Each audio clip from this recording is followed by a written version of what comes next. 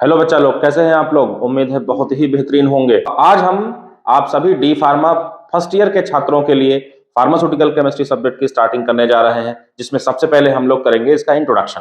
ठीक है, तो आइए हम लोग देखते हैं कि फार्मास्यूटिकल केमिस्ट्री सब्जेक्ट एक्चुअली क्या है और इसमें क्या चीजें हम लोगों को ध्यान देना है। अगर हम लोग फार्मास्यूटिकल केमिस्ट्री के बारे में बात करें तो देखिए, इसके में पहला टॉपिक जो आपका स्कोप और ऑब्जेक्टिव है ना। तो हम लोग पहले ये समझते हैं स्कोप पढ़ने से पहले कि ये फार्मास्यूटिकल केमिस्ट्री है क्या actually.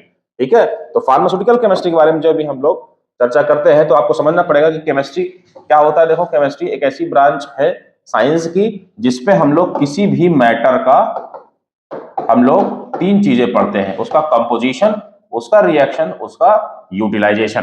Composition, reaction, utilisation. Composition का मतलब होता है कि कोई चीज किन किन चीजों से मिलकर बनी हुई है। ठीक है, रिएक्शन मतलब वो किसी चीज में से भी कैसे रिएक्ट करती है, और साथ में यूटिलाइजेशन उसका कि उसको कहां कहां यूज या उसका मिसयूज क्या हो सकता है, उन सब के बारे में पढ़ना। ये इन जनरल केमिस्ट्री है। ठीक है, बेसिक। अब हम लोग केमिस्ट्री में अगर हम बात करें तो हमारे पास दो फील्ड होती थी। ठीक है, या ब्रांचेस ऑफ केमिस्ट्री के बारे में बात करें तो दो तरह से इसको ब्रॉडली कैटेगराइज किया गया है। एक प्योर ब्रांच होती है और एक अप्लाइड ब्रांच होती है। ठीक है, तो प्योर केमिस्ट्री में हम लोग अगर समझे तो प्योर केमिस्ट्री में क्या आएगा तुम्हारा, इनऑर्गेनिक केमिस्ट्री, ऑर्गेनिक केमिस्ट्री और फिजिकल केमिस्ट्री, है ना। उसके बाद जितने भी नाम में आपको केमिस्ट्री लगा रहेगा वो सारी अप्लाइड केमिस्ट्री माना जाता है। जैसे कि हमारी ये होगी फार्मास्यूटिकल केमिस्ट्री। ठीक है, इसके साथ साथ आपको मिलता है मेडिसिनल केमिस्ट्री, ये है ना, फाइटो केमिस्ट्री, समझ में आ रहा है क्या, एनालिटिकल केमिस्ट्री। ये जितने भी अलग अलग टाइप के ढेर सारी ब्रांचेस हैं वो सब अप्लाइड केमिस्ट्री में आती हैं, प्योर ब्रांचेस नहीं है ये। तो इसी में से एक ब्रांच हमारी वाली है कौन सी, फार्मास्यूटिकल केमिस्ट्री, जिनको हम लोगों को पढ़ना है यहाँ पर। ठीक है, तो आइए हम लोग देखते हैं इसका डेफिनेशन क्या बनेगा। तो फार्मास्यूटिकल केमिस्ट्री देखो क्या है, it is the branch of chemistry, chemistry का ही ब्रांच है, मतलब अप्लाइड वाला है, that deals with the design, synthesis, analysis and formulation of drugs. Actually drug मतलब यहाँ पर केमिकल होता है हमेशा। ठीक है, अभी आप लोग नए बच्चे होंगे फर्स्ट ईयर में, अगर ये वीडियो आप देख रहे हैं तो ड्रग मतलब क्या होता है, कोई भी केमिकल को हम लोग ड्रग बोलते हैं। ठीक है, कोई भी केमिकल अगर है उसको हम लोग यहाँ पर क्या बोलते हैं, ड्रग ही बोलते हैं। ठीक है, ड्रग का मतलब कुछ गलत नहीं होता है, it is suitable for therapeutic use. तो कोई भी ड्रग का हम लोग जो भी थेरेपेटिक यूज, थेरेपेटिक का मतलब जैसे आपने कोई भी ड्रग आप लेंगे, मतलब ड्रग मतलब मेडिसिन, कोई भी मेडिसिन आप लेंगे तो वो किसी न किसी थेरेपेटिक यूज के लिए आप ले रहे होंगे। थेरेपेटिक यूज का मतलब जैसे बुखार को ठीक करना हुआ, पेन को ठीक करना हुआ, या फिर जिस भी समस्या के लिए आप उसको ले रहे हैं तो उसको थेरेपेटिक यूज बोलते हैं। ठीक है, तो थेरेपेटिक यूज के लिए कोई भी ड्रग का डिजाइन करना, सिंथेसिस करना, डिजाइन मतलब यहाँ पर कोई उसका फोटो बनाने की बात नहीं हो रही है। डिजाइन का मतलब कि उसका ड्रग की डिजाइनिंग का मतलब होता है कि उसमें सारे केमिकल्स का अरेंजमेंट कैसा होगा, है ना, एक एक एलिमेंट कहां पर कैसे होगा, एक एक एटम कहां पर डिजाइन होगा, मतलब रखा रहेगा, उसको डिजाइनिंग बोलते हैं, मॉलिक्यूल की डिजाइनिंग। फिर जब एक बार डिजाइन करेंगे हम लोग, फिर उसको सिंथेसिस के लिए जाएंगे कि बनाएंगे कैसे उसको। ठीक है, आप कुछ भी फोटो बना लेंगे, डिजाइन कर लेंगे, लेकिन उसकी सिंथेसिस सच में हो रही है कि नहीं हो रही है, तो उसके लिए जाना है। फिर जब सिंथेसिस हो जाएगी तो उसका एनालिसिस किया जाएगा कि क्या ये सच में बना है कि नहीं बना है, या फिर जिन पैरामीटर्स पे इसको बनना चाहिए था क्या ये उतना पैरामीटर्स पर फिट बैठ रही कि नहीं बैठ रही है। ठीक है, फिर उसका फॉर्मुलेशन बनाएंगे। फॉर्मुलेशन मतलब उसको हम लोग लाएंगे कि टैबलेट फॉर्म में जाएगा, कैप्सूल फॉर्म में जाएगा। ठीक है, इसको फॉर्मुलेशन बोलते हैं। ठीक है, तो ये सब चीज किसी भी ड्रग के बारे में पढ़ने को हम लोग कहां पर किस सब्जेक्ट के अंदर पढ़ेंगे, फार्मास्यूटिकल केमिस्ट्री के अंदर पढ़ेंगे। तो आई होप आपको फार्मास्यूटिकल केमिस्ट्री समझ में आया होगा कि ये केमिस्ट्री की ऐसी ब्रांच है जिसपे हम लोग फार्मास्यूटिकल प्रोडक्ट यानी कि ड्रग का डिजाइन, सिंथेसिस, एनालिसिस और फॉर्मुलेशन मेनली डील करेंगे। कौन कौन से फोकस एरियाज हैं यहाँ पर हम लोग अगर देखें तो एक तो केमिकल नेचर ऑफ ड्रग है ना, ड्रग्स का हम लोग केमिकल नेचर पढ़ेंगे, केमिकली एक्चुअली वो ड्रग क्या चीज का है, बना हुआ है ना। ड्रग फॉर्मुलेशन और उसकी प्योरिटी को हम लोग यहाँ पर जरूर चेक करते हैं कि क्या वो जो बना है हमारे पास कंपाउंड, क्या वो प्योर है कि नहीं है।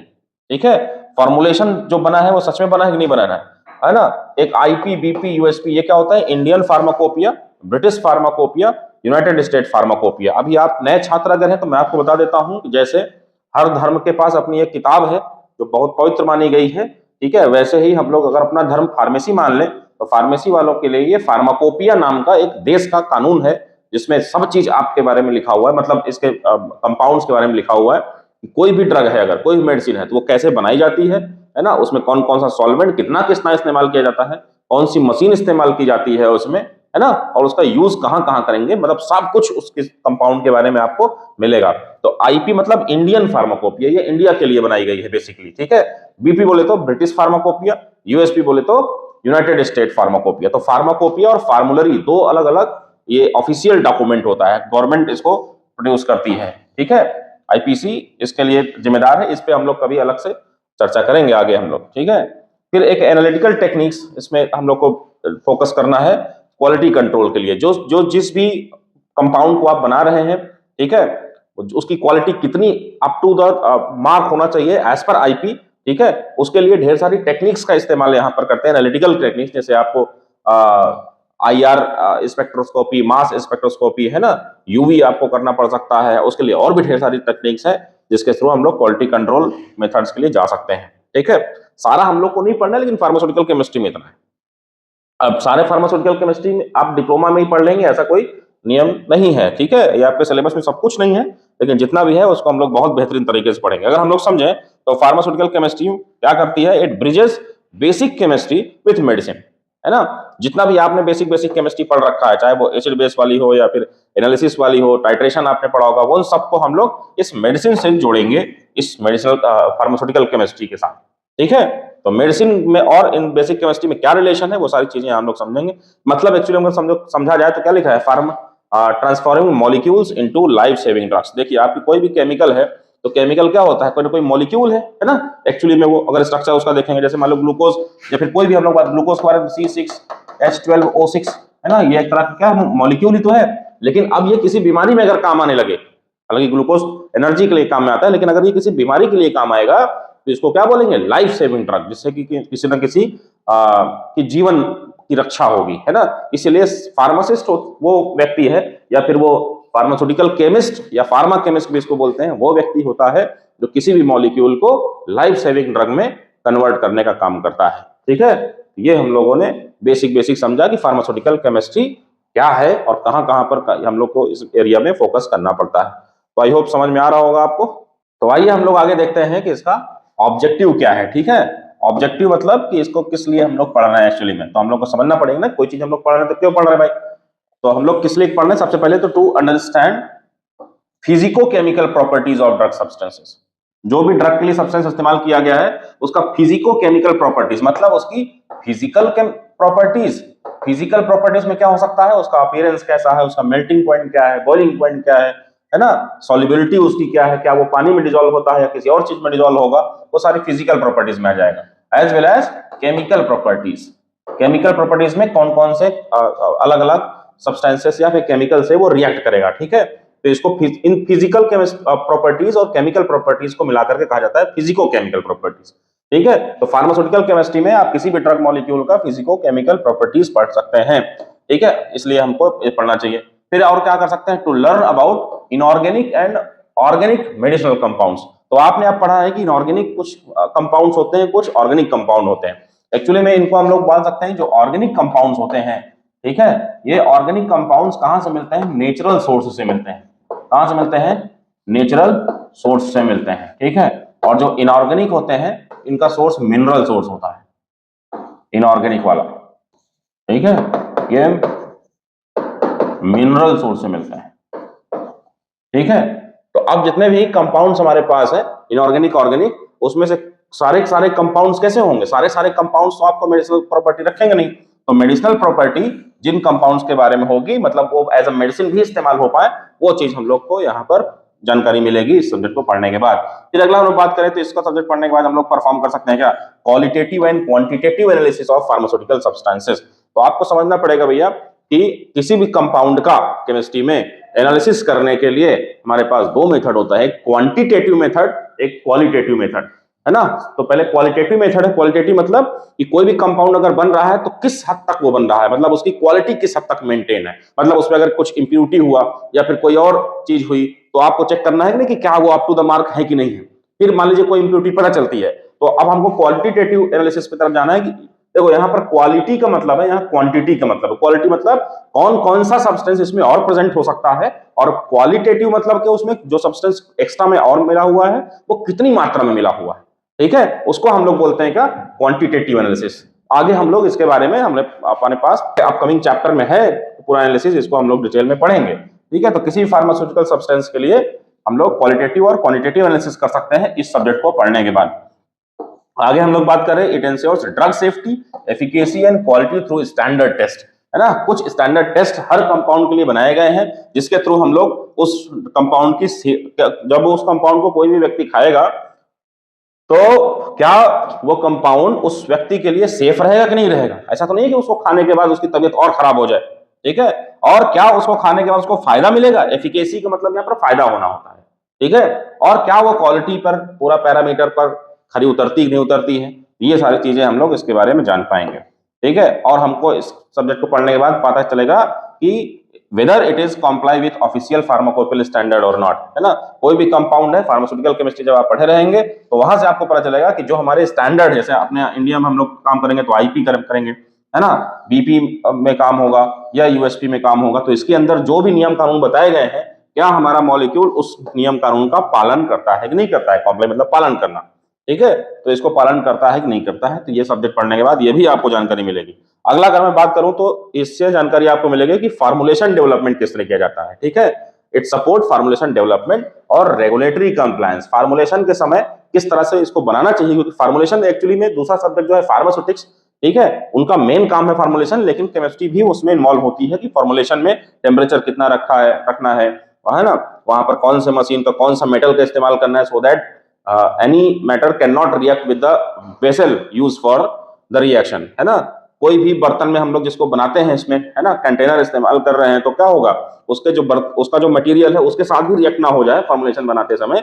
इसलिए यहाँ पर भी फार्मुलेशन डेवलपमेंट में फार्मास्यूटिकल केमिस्ट्री का बहुत रोल होने वाला है। और साथ में उसका रेगुलेटरी कंप्लायंस, जो भी नियम कानून के साथ उसको बनना चाहिए, क्या वो वैसे ही बन रहा है कि नहीं बन रहा है, ये फार्मास्यूटिकल केमिस्ट्री आप पढ़ने के बाद सीख पाएंगे, ठीक है। हम लोग अगर बात करें तो लिखा है every drug we consume undergoes chemical scrutiny and quality evaluation guided by pharma chemist. तो हर एक ड्रग भी जो हम लोग आज भी खा रहे हैं, कोई भी दवाई हम लोग जो खा रहे हैं, वो हमेशा से कोई फार्मा केमिस्ट ही उसको डिसाइड करता है कि क्या ये सही है कि नहीं सही है, मतलब जो भी बना था मॉलिक्यूल क्या सच में ये वही है, और क्या वो क्वालिटी इवैल्यूएशन करके, इवैल्यूएशन मतलब पता लगाना, तो क्वालिटी को चेक करता है कि क्या जिस क्वालिटी पर इसको बनना चाहिए उस क्वालिटी पर ये बनी है कि नहीं बनी है। अगर इसमें कुछ एरर है तो उसको रिजेक्ट किया जाएगा, नया आपके लिए बनाया जाएगा कंपाउंड या ड्रग। समझ में आ रहा है आपको। तो मुझे लगता है कि ये ऑब्जेक्टिव आपको क्लियर हुआ होगा, स्क्रीनशॉट इसका ले सकते हैं आप नोट्स बनाने के लिए। तो आइए हम लोग आगे बढ़ते हैं। तो ऑब्जेक्टिव पढ़ने के बाद जो सिलेबस में, डी फार्मा फर्स्ट ईयर के सिलेबस में जो बताया गया है, ठीक है, वो अगला टॉपिक आपके लिए स्कोप है कि इसको पढ़ तो लिया, अब आपको ये मालूम चल गया कि इसको क्यों पढ़ना है, ठीक है। अब आपको पढ़ लेंगे तो आपको क्या फायदा होगा, है ना, इसका स्कोप क्या है, कहां इसको अप्लाई करेंगे आप। फार्मास्यूटिकल पढ़ने के बाद जो स्कोप है, सबसे पहला एक तो ड्रग डिस्कवरी पे है ना। कोई भी ड्रग की जो डिस्कवरी होती है, देखिए मार्केट में लगातार समय समय पर तमाम नई दवाइयां मार्केट में अवेलेबल होती रहती हैं लोगों के लिए ना। पहले कोई दवाई किसी चीज की नहीं थी, अभी रिसेंटली पता चला है कि HIV की भी कोई दवाई को पेटेंट मिला हुआ है ना। मैं नीचे डिस्क्रिप्शन लिंक में उसका उस न्यूज का आपको मैं लिंक दूंगा, तो उसमें पढ़िएगा आप, ठीक है। तो अब इसका मतलब कि नया नया सब चीज डिस्कवर हो रहा है, उस डिस्कवरी के पीछे, ड्रग डिस्कवरी में इसी फार्मास्यूटिकल केमिस्ट्री का ही मेन हाथ होता है। तो इसमें क्या करते हैं हम लोग, designing new molecules with therapeutic potential, ऐसे नए मॉलिक्यूल्स हम लोग यहाँ पर डिजाइन करते हैं, ठीक है, जिसका कुछ ना कुछ थेरापेटिक यूज होता है, मतलब किसी न किसी बीमारी में जो यूज होते हैं, ठीक है। अगला हम लोग बात करते हैं कि इसके थ्रू हम लोग क्या पता लगा सकते हैं, जब ये फार्मास्यूटिकल केमिस्ट्री पढ़ लेंगे, स्कोप कहाँ है इसका, स्ट्रक्चर एक्टिविटी रिलेशनशिप स्टेबल करने में इसका स्कोप हो सकता है। स्ट्रक्चर एक्टिविटी रिलेशनशिप क्या है, कोई भी कंपाउंड देखिए, अगर हम मान लो एक बेसिक कंपाउंड हम मान लेते हैं कि ये कार्बन कार्बन कार्बन हर जगह है, यहाँ पर कोई ग्रुप 1 लगा हुआ है, ठीक है, यहाँ कोई ग्रुप 2 लगा हुआ है, यहाँ कोई ग्रुप 3 लगा हुआ है, कुछ भी हो सकता है, ठीक है। तो एक इनका फिक्स स्ट्रक्चर होगा, इसमें से मान लेते हैं ये वाला स्ट्रक्चर का कुछ अपना रोल है, इसकी वजह से उसका कुछ एक्टिविटी आ रही है। एक्टिविटी मतलब हो सकता है ये मेन इसी पार्ट की वजह से ये फीवर ठीक कर रही हो या फिर दर्द ठीक कर रहा हो अपना, ठीक है। लेकिन उसमें क्या होगा, अगर इसको हम किसी दूसरे मॉलिक्यूल से चेंज कर दें, है ना, अगर हम इसको दूसरे मॉलिक्यूल से चेंज कर दें, ये हटा करके कुछ और लगा दें यहाँ पर, तो उसकी एक्टिविटी पर क्या फर्क पड़ेगा, मतलब कि स्ट्रक्चर चेंज करने पर उसकी एक्टिविटी में क्या फर्क पड़ता है, इसकी स्टडी को स्ट्रक्चर एक्टिविटी रिलेशनशिप बोलते हैं। समझ में आ रहा है क्या, स्ट्रक्चर चेंज के साथ एक्टिविटी में क्या चेंज आएगा। एक्टिविटी मतलब जो पहले उसका काम चल रहा था, मतलब जिस काम के लिए वो मॉलिक्यूल बना था, क्या वैसा ही काम रहेगा या चेंज होगा। चेंज होगा तो क्या चेंज होगा, ठीक है। इसको हम लोग मेन बोलते हैं SAR, स्ट्रक्चर एक्टिविटी रिलेशनशिप।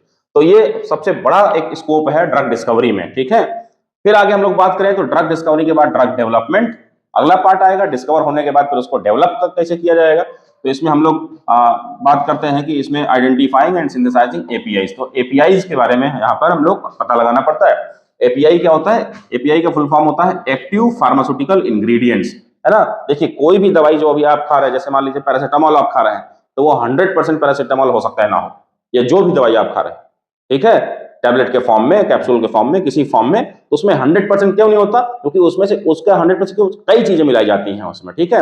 एक तो मेन जो केमिकल है जिसके कारण से वो फीवर, मान लीजिए फीवर की दवाई है तो फीवर होगा, पेन है तो पेन सही होगा, या फिर कोई और बीमारी के लिए जो भी आप दवाई खा रहे हैं उसमें के अंदर का जो आपके पास जो टैबलेट है या कैप्सूल है उसके अंदर कोई एक केमिकल होगा जो मेन वाला होगा, सबसे मेन, जो असली में वही काम कर रहा है हमारे शरीर में जाकर के, ठीक है। लेकिन उसके साथ साथ उसमें तमाम चीजें और मिलाई जाती हैं, जैसे कि उसमें डाइल्यूएंट मिलाया जाता है, जैसे कि बल्क में बढ़ाया जा सके, ठीक है। उसमें कलरिंग एजेंट मिलाया जा सकता है, उसमें पाउडर्स को आपस में जोड़ने के लिए बाइंडिंग एजेंट डाला जाता है, ये सब भी कंपाउंड्स है कहने के। उसमें फ्लेवरिंग एजेंट हो सकता है, समझ में आ रहा है क्या। तो ये सारी चीजें भी हैं, तो ये सब क्या है, एडिटिव्स इस्तेमाल करते हैं। इन सब को हम लोग अलग बोलते हैं, क्या, एडिटिव्स बोलते हैं, ठीक है।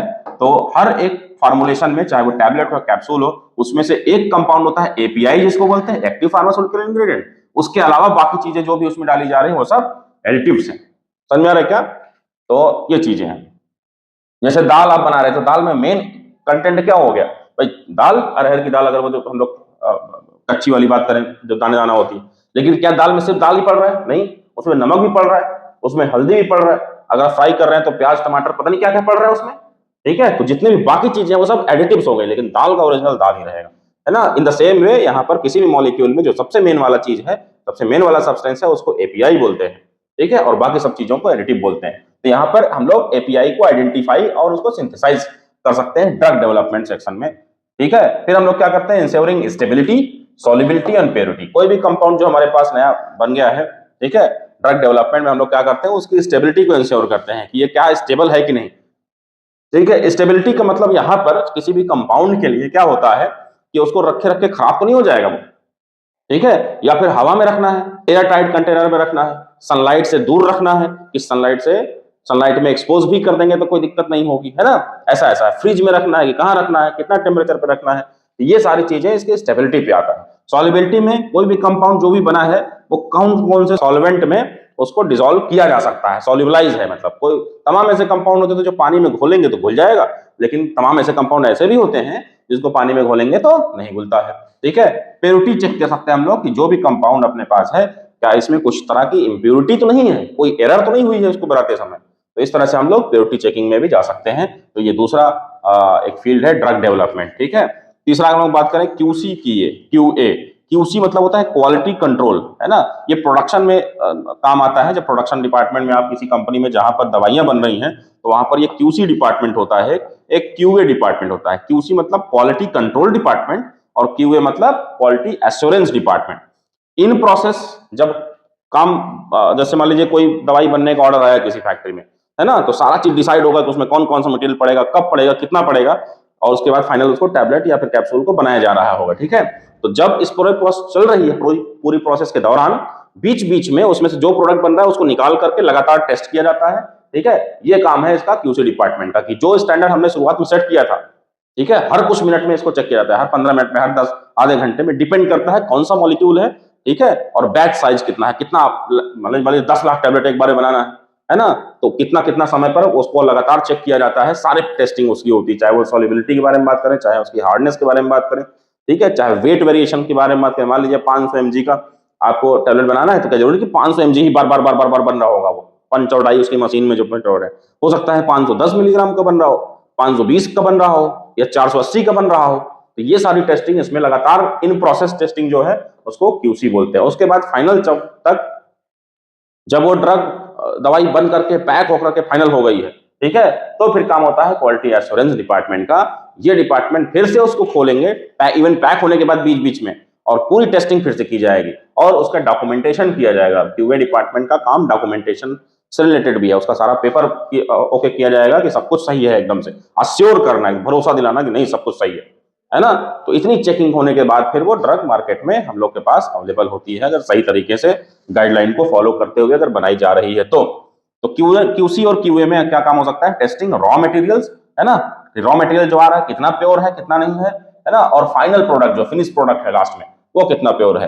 फिर हम लोग इसमें क्या कर सकते हैं? लिमिट टेस्ट परफॉर्म करते हैं। हमने कहा ना कि क्यूसी में हम लोग एक्चुअली में एरर को पता कर लगा रहे हैं कि लिमिट टेस्ट मतलब जो भी दूसरी चीजें उसमें मिलाई गई हैं, ठीक है, क्या वो अंडर लिमिट है कि नहीं है, या फिर आज से करके चेक करेंगे। ऐसे मतलब उसको हम लोग देखेंगे कि सच में जितना कंटेंट बताया जा रहा है वही उतना है, ठीक है। और आइडेंटिफिकेशन टेस्ट कर सकते हैं हम लोग कोई भी दूसरी चीजों के लिए, क्या कोई उसमें और चीज तो नहीं मिला हुआ है। तो ये क्यूसी और क्यूए डिपार्टमेंट में भी आप बहुत ज्यादा स्कोप है जब आप फार्मास्यूटिकल केमिस्ट्री पढ़ेंगे तो। फिर एक रेगुलेटरी कंप्लायंस में भी आपको काम मिलेगा। रेगुलेटरी मतलब जहां पर सारी गाइडलाइन बनाई जा रही है, ठीक है। इसमें क्या करते हैं हम लोग? देखा है स्टैंडर्ड्स ऑफ आईपीबीपी यूएसपी को मीट करना, मतलब कंप्लायंस करना, पालन करना, ठीक है। तो रेगुलेटरी कंप्लायंस डिपार्टमेंट में भी रेगुलेटरी डिपार्टमेंट है जहां पता लगा सकते हैं कि कोई भी जो भी कंपाउंड हो, कोई दवाई हो, कोई फैक्ट्री हो, ठीक है, जैसा भी बताया गया है आईपीबीपी यूएसपी में वैसा ही क्या बन रहा है कि नहीं बन रहा है, ठीक है, क्या उसके लिए जो नियम कानून है बनाए गए हैं उसका पालन हो रहा है कि नहीं हो रहा है, ये रेगुलेटरी कंप्लायंस है, ठीक है। फिर ensuring products are safe and effective, ये भी पता लगाना कि जो भी प्रोडक्ट है मार्केट में वो सेफ है और इफेक्टिव है कि नहीं है। कि पता चला दवाई तो बना दिए लेकिन उससे काम ही नहीं हो रहा है कुछ भी, ठीक है, और क्या वो सेफ है, उसके साथ कुछ और बीमारी तो नहीं आ रही, कोई और दिक्कत तो नहीं पैदा हो रही है। ये सब चीजों को पता लगाना रेगुलेटरी डिपार्टमेंट का काम है, रेगुलेटरी कंप्लायंस इसको बोलते हैं। फिर एक क्लिनिकल और हॉस्पिटल फार्मेसी में आपका अच्छा जॉब लग सकता है। क्लिनिकल मतलब ट्रीटमेंट में डायरेक्टली हम लोग इस्तेमाल कर हो जाते हैं, ठीक है, और हॉस्पिटल फार्मेसी में काम हम लोग कर सकते हैं। जैसे यहाँ पर लिखा है understanding chemical properties of dose calculation. Dose calculation जो होती है भाई, चाहे हॉस्पिटल के बारे में बात करें चाहे क्लिनिकल फार्मेसी में बात करें हम लोग, तो फार्मासिस्ट का काम कहीं ना कहीं डोज कैलकुलेशन भी है, ठीक है। आमतौर पर इतना कैलकुलेट होकर के डोज दिया नहीं जा रहा है, लेकिन डोज कैलकुलेशन फार्मास्यूटिक्स में जब हम लोग आएंगे तो वहां पर डोज कैलकुलेशन का पूरा फॉर्मूला बताया गया है, ठीक है। कि अब जैसे मान लीजिए कि आपको फीवर हुआ, ठीक है, आपका वेट एज कितना भी हो, मुझे भी फीवर मान लो हुआ, तो हम लोग वही पैरासिटामोल 500 mg की आप भी खा ले रहे हैं, वही हम भी खा ले रहे हैं। तो हो सकता है कि आपके लिए ज्यादा हो गई हो और मेरे लिए हो सकता है कम हो, या फिर मेरे लिए ज्यादा वो कंपाउंड हो गई। तो एग्जैक्ट कम कितना हमको खाना चाहिए वो दवाई, उतना कैलकुलेट करने को डोज कैलकुलेशन बोलते हैं, डोज बोलते हैं उसमें। जैसे मान लीजिए एक टेबलेट बोलते हैं ना कि आधी खा लेना या फिर एक एक 3 बार खा लेना, तो ये कैसे कैलकुलेट होता है, इसकी पूरी साइंस को हम लोग डोज कैलकुलेशन या इसको पोसोलॉजी भी बोलते हैं, पोसोलॉजी, ठीक है। तो पोसोलॉजी के अंदर हम लोग इसको पढ़ेंगे फार्मास्यूटिक सब्जेक्ट में। और इसमें कंपैटिबिलिटी कितनी है कि नहीं है ना, डोज कैलकुलेशन या फिर जितना भी है, ठीक है, वो कंपैटिबिलिटी किसके साथ है, मतलब उसको हम लोग किसके साथ खाना चाहिए। दवाई है पानी के साथ लेना चाहिए, है ना, कि दूध के साथ, कि और किसी जूस के साथ। तो तमाम ऐसी दवाइयां भी आप मार्केट में देखेंगे जहां पर साफ साफ मना किया जाता है कि इसको दूध के साथ ही खाना है या फिर इसको दूध के साथ नहीं खाना है ना। तो वो कंपेटिबिलिटी चेक करते हैं कि सब कुछ सही है कि नहीं सही है। और साथ में ड्रग इंटरैक्शन, भैया कोई और दवाई अगर आपकी चल रही है तो क्या उसके साथ इसका कोई क्लम्पिंग, कोई रिएक्शन तो नहीं हो जाएगी कि आपको और नुकसान हो जाए उसका, ठीक है। तो ये सब चेक करने का हमारा काम क्या है फार्मास्यूटिकल केमिस्ट्री में, ठीक है। तो अब हम लोग जानेंगे कि फार्मास्यूटिकल केमिस्ट्री बच्चों के लिए क्यों जरूरी है, जो स्टूडेंट्स हैं इस फील्ड में, ठीक है। तो उस फार्मास्यूटिकल केमिस्ट्री के क्यों जरूरी है, तो हम लोग यहाँ समझते हैं। देखिए क्या अंडरस्टैंड करने में कौन कौन चीजें से अंडरस्टैंड करने में हेल्प मिलेगी। एक तो है why certain salts are chosen in formulations. आपने सुना होगा कि जो भी तमाम दवाइयां हैं इसमें सॉल्ट कॉम्बिनेशन पाया जाता है ना। सॉल्ट मतलब नमक होता है, नमक का मतलब सिर्फ जो आप दाल सब्जी में डाल रहे हैं वही नमक नहीं, नमक तो पता नहीं कितने तरह के होते हैं, ठीक है। जो भी कभी भी कोई एसिड किसी बेस से रिएक्ट करेगा तो हमेशा एक तरह का सॉल्ट ही बनता है, हमेशा, ठीक है। वो सारे सॉल्ट्स यहाँ पर मेडिसिन की तरह इस्तेमाल करते हैं। तो कुछ ही सॉल्ट वहां पर किसी फॉर्मुलेशन के लिए सेलेक्ट किए जाते हैं, उसका क्या बेसिस होता है वो आपको यहाँ से पता चलेगा। फिर अगला क्वेश्चन है how chemical structure affects ADME. जैसे कोई केमिकल है, कोई ड्रग है ना, तो उसका जो स्ट्रक्चर है, क्या उसके स्ट्रक्चर में कुछ भी चेंज करने से क्या एडीएमई चेंज हो जाता है क्या। ADME stands for absorption, A for absorption, D for distribution, M for metabolism, E for excretion, ठीक है। कोई भी जब भी आप मेडिसिन का कंजम्पशन करते हैं, कंज्यूम करते हैं उसको, तो जो खाने जैसे ओरल रूट से आप लेंगे तो आपके स्टमक में जाएगा फाइनली, है ना। कुछ स्टमक से कुछ इंटेस्टाइन से वो क्या हो जाती है, एब्जॉर्ब हो जाती है अंदर, है ना। एब्जॉर्ब होने के बाद ब्लड में पहुंचती है, ब्लड में पहुंचने के बाद फिर वो हर सेल टिश्यू पर उसका डिस्ट्रीब्यूशन होता है ब्लड के थ्रू, तो डिस्ट्रीब्यूशन इसको बोलते हैं, ठीक है। फिर वो सेल के पास पहुंच करके उसका क्या होगा, मेटाबॉलिज्म होगा, जो भी काम होगा वो मेटाबॉलिज्म, इसी प्रोसेस के बाद उस दवाई का काम एक्चुअली मिलता है हमको, और काम होने के बाद फिर वो जो भी कंटेंट केमिकल है वो क्या होगा, एक्सक्रीट आउट हो जाएगा शरीर से, है ना। तो इन सब जगह पर क्या उस केमिकल का स्ट्रक्चर भी कहीं अफेक्ट करता है, क्या क्या दिक्कत पैदा कर देगा क्या इसमें, ये जानकारी आपको मिलेगी यहाँ पर। और इसमें क्या कर सकते हैं, methods to test for impurities and adulterants, है ना, किसी कंपाउंड में इम्प्योरिटीज कौन कौन सी हैं और एडल्टरेंट मतलब मिलावट उसमें किस किस चीज की किया गया है उसका भी आप टेस्ट लगा सकते हैं, ठीक है, वो भी इसी के अंदर आपको पढ़ना चाहिए।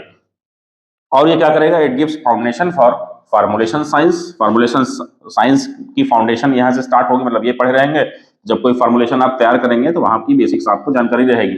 फार्माकोलॉजी सेकेंड ईयर में, डी फार्मा में सेकेंड ईयर में आएगा, ठीक है, जो एक सब्जेक्ट है ये भी, तो उसकी भी बेसिक्स कहीं ना कहीं फार्मास्यूटिकल केमिस्ट्री से, केमिस्ट्री पढ़े रहेंगे समझ में आएगा। एक फर्स्ट ईयर में ही तीसरा सब्जेक्ट आपके पास होता है फार्माकोग्नोसी, उसकी भी फाउंडेशन यहीं से स्टार्ट होती है। सेकेंड ईयर के सब्जेक्ट्स हैं बायोकेमिस्ट्री, ये दोनों सेकेंड ईयर के सब्जेक्ट्स हैं, ठीक है। तो ये बायोकेमिस्ट्री सब्जेक्ट जो है ये भी आपको सेकेंड ईयर में आएगा, वहां पर भी इसके जो कॉन्सेप्ट है सब कुछ वहां पर अप्लाई होगा, ठीक है।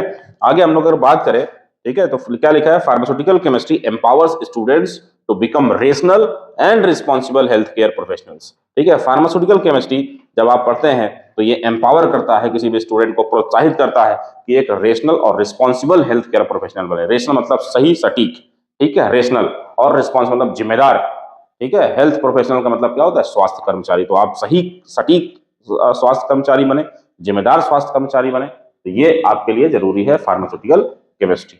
आई होप समझ में आ रहा होगा आपको। तो आगे हम लोग बढ़ते हैं, जितना भी अभी तक हम लोगों ने इस पहले टॉपिक में पढ़ा, आइए उसको हम समराइज करते हैं टेबल के फॉर्म में, जिससे कि आपको मेन चीज कैसे याद रखा जाए, ठीक है। देखिए कौन कौन से एरिया है, ठीक है, और उस एरिया में फार्मास्यूटिकल केमिस्ट्री का कहाँ कहाँ योगदान है उनको हम लोग समझते हैं। जैसे ड्रग डिजाइनिंग के बारे में ये हम लोग पढ़ चुके हैं, बस उसको मैं टेबलेटेड कर दे रहा हूँ। ड्रग डिजाइनिंग जो हम लोगों ने पढ़ा, इसमें हम लोग क्या करते हैं एक्चुअली में, इसमें फार्मास्यूटिकल केमिस्ट्री का रोल क्या है, क्या इसमें हम लोग करते हैं कि कोई मॉलिक्यूल है ना, एक्टिव मॉलिक्यूल जो है उसको सेलेक्ट कैसे करना है स्ट्रक्चर के बेस पर, ठीक है। ये डिजाइनिंग का काम हो गया। फिर जब डिजाइन हो जाएगा तो एनालिसिस में क्या करेंगे, उसका प्योरिटी, क्वालिटी और आइडेंटिटी हम लोग चेक करेंगे, ठीक है, आइडेंटिफाई करेंगे उसको, प्योरिटी चेक करेंगे और क्वालिटी चेक करेंगे, ये डेटा ड्रग एनालिसिस में आ जाएगा। फिर फॉर्मुलेशन में हम लोग क्या करेंगे, हेल्पिंग चूज करेक्ट एक्सिपिएंट्स, है ना, एंड फॉर्म्स, कौन सा एक्सिपिएंट उसमें ऐड करना है। एक्सिपिएंट का मतलब हमने फिर बता दिया आपको, जो colouring agent, flavouring agent, additives जितने भी इस्तेमाल होते हैं उनको सबको एक्सिपिएंट बोलते हैं, ठीक है। और किस फॉर्म में उसको लाना है, फॉर्म मतलब फॉर्मुलेशन में टैबलेट बनाना है कि कैप्सूल बनाना है कि सिरप बनाना है कि सस्पेंशन बनाना है, तो ये आपको यहाँ पर चलेगा फॉर्मुलेशन में, ठीक है, इसके थ्रू पता चलेगा। फार्माकोपियल टेस्टिंग के बारे में बात करें तो लिमिट टेस्ट हम लोग परफॉर्म करेंगे, ठीक है, पीएच हम लोग मेजर कर सकते हैं, और एसेसिव नहीं, इट शुड बी आसे, ठीक है, आसे बोलते हैं, केमिकल आसे, है ना। कोई कंपाउंड को हम लोग फिर से उसका आसे करके पता लगाते हैं कि क्या सच में वो उतना ही उसमें से प्योर कंपाउंड मिल रहा है कि नहीं मिल रहा है, ठीक है, आसे। जब हम लोग आगे पढ़ाएंगे लिमिट टेस्ट में तो कुछ आसे मैं आपको पढ़ाऊंगा, एसेसिव नहीं, ठीक है। तो एडिटर भाई साहब थोड़ा ध्यान दें। तो रेगुलेटरी अफेयर्स में हम लोग देखें फार्मास्यूटिकल केमिस्ट्री का कहाँ रोल आएगा, तो यहाँ पर जो ड्रग्स बनती हैं, ठीक है, वो नेशनल और इंटरनेशनल स्टैंडर्ड पर बन रही नहीं बन रही है, नियम कानून जो भी उसके है उन सब के पालन करते हुए क्या वो दवाई बन रही है, सिर्फ इतना हम लोग को यहाँ पर फार्मास्यूटिकल केमिस्ट्री करेंगे, पढ़ेंगे तो ये सारी जानकारी मिलेगी, ठीक है। तो हम लोग पढ़ेंगे कि इसका कंक्लूजन क्या है, जो टॉपिक हम लोगों ने कवर किया, ठीक है। तो देखिए इसका कंक्लूजन क्या है, लिखा है pharmaceutical chemistry is the foundation of safe and effective medicine. जो भी मेडिसिन सेफ हो और इफेक्टिव हो उसकी फाउंडेशन कहीं ना कहीं इसी सब्जेक्ट से स्टार्ट होती है, फार्मास्यूटिकल केमिस्ट्री, ठीक है। कहां से, from synthesis to final product, ठीक है। It ensures the chemical integrity, जो केमिकल उसमें होना चाहिए वही होगा, एक क्वालिटी मेंटेन करने की बात करते हैं, एक रिलायबिलिटी के बारे में बात करते हैं, भरोसेमंद दवाई होनी चाहिए, ठीक है। जब से बनाया जा रहा है तब से लेकर के वो मार्केट में आने तक, और जब पेशेंट कोई कंज्यूम कर रहा है तब तक, ये तीनों चीजें, उसकी integrity should be maintain, quality should be maintain and reliability should also be maintain, ठीक है। अगर हम लोग बात करें तो बिहाइंड एवरी टैबलेट, हर एक टैबलेट के पीछे एक फार्मास्यूटिकल केमिस्ट होता है जो इंश्योर करता है, क्या इंश्योर करता है, इसकी क्वालिटी और इसकी सेफ्टी, ठीक है। तो ये फार्मास्यूटिकल केमिस्ट्री पढ़ने वाले को फार्मास्यूटिकल केमिस्ट बोलते हैं भैया। तो फार्मास्यूटिकल केमिस्ट्री इतना इंपॉर्टेंट है, आपने देखा, ठीक है। इस वीडियो में इतना ही, अगले पार्ट में हम लोग देखते हैं इस चैप्टर के नेक्स्ट टॉपिक के बारे में, जो होगा आपका topic sources and types of errors, ठीक है। इसके अंदर हम लोग एरर के क्या क्या सोर्स हो सकते हैं, ठीक है, टाइप क्या है, एक्यूरेसी, प्रिसीजन, सिग्निफिकेंट फिगर्स क्या होते हैं, इन सबको बहुत डिटेल में हम लोग समझेंगे। तो फिलहाल आज के लिए इतना ही, ठीक है। मिलते हैं नेक्स्ट वीडियो में जल्दी। Keep watching.